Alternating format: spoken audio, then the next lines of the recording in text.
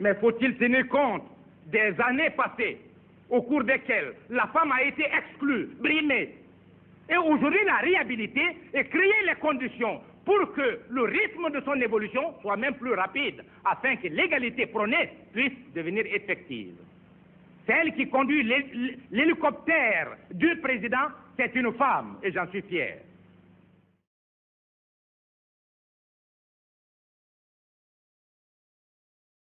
Et sur le plan social, nous avons supprimé la féodalité.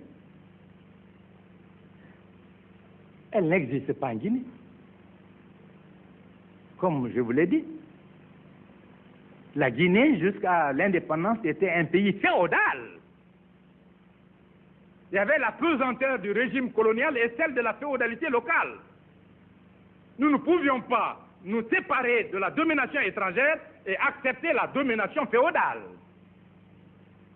Le pays est démocratisé. Sur le plan social, la femme a été réhabilitée. Et voilà un front de lutte que nous avons mené avec vigueur, au point que les gens aient présenté le Parti démocratique de Guinée comme le parti des femmes. Et j'en étais fier. La femme joue sur le plan d'égalité avec l'homme son rôle. Voyez l'effectif des filles à l'université par rapport à celui des hommes. Nous avons exigé l'égalité. Ce n'est pas la démagogie. Mais faut-il tenir compte des années passées au cours desquelles la femme a été exclue, brimée, et aujourd'hui la réhabiliter et créer les conditions pour que le rythme de son évolution soit même plus rapide, afin que l'égalité prônée puisse devenir effective. Et les femmes sont dans toutes les disciplines techniques. Elles font l'armée comme les hommes. Il y a des officiers parmi les femmes. Celle qui conduit l'hélicoptère du président, c'est une femme, et j'en suis fier. Voilà. Sur le plan maintenant du travail. Les travailleurs sont organisés sur des bases solides, dans une centrale nationale qui assume toute sa responsabilité. Il n'y a pas même de commission locale de travail, comme chez vous ici. Chez nous, c'est à la bourse du travail que s'élabore toute législation sociale.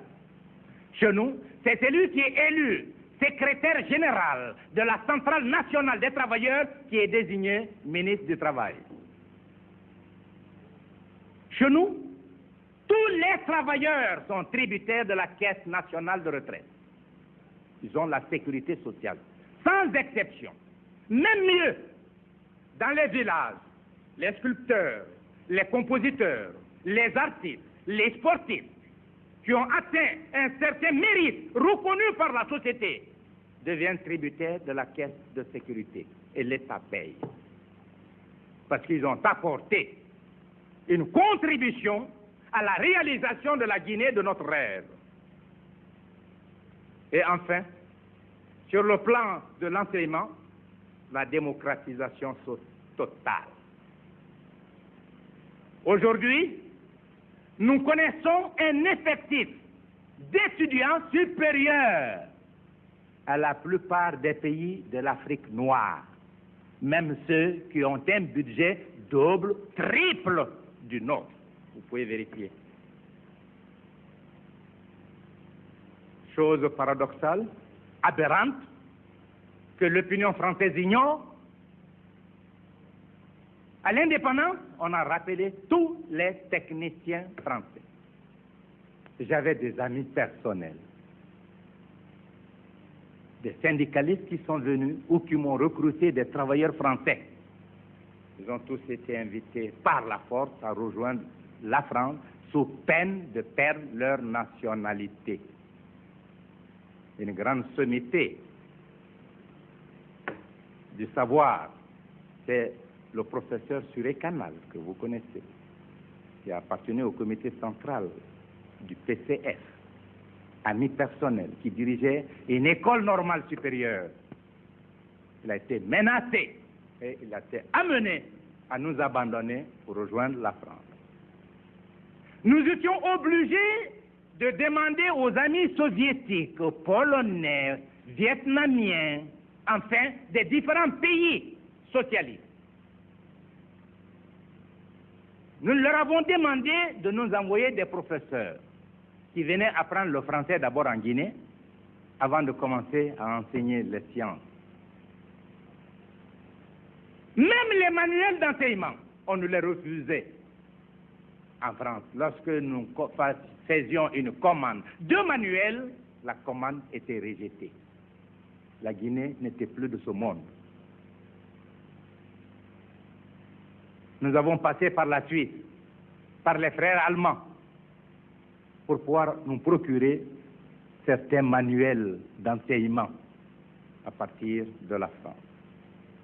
Aujourd'hui, nous sommes fiers de vous dire que nous comptons des centaines de professeurs guinéens apportant l'assistance à 6 pays et enseignant le français. Si vous nous avez refusé ce que vous devriez faire, aujourd'hui c'est nous qui contribuons à l'expansion du français dans le monde. J'étais député à Paris ici. Député, je votais chaque année un budget, celui de la France. Budget qui comportait des crédits substantiels sous forme de subventions à accorder à des pays étrangers en vue de soutenir la culture française. Voilà, pour ne pas prolonger, la Guinée d'hier, dans le processus de transformation déclenché depuis le 28 septembre 1958, disparaît progressivement.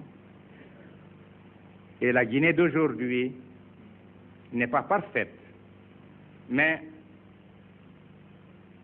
ce ne sont plus des différences de degrés, mais bien des différences de nature qui la séparent de la Guinée d'hier.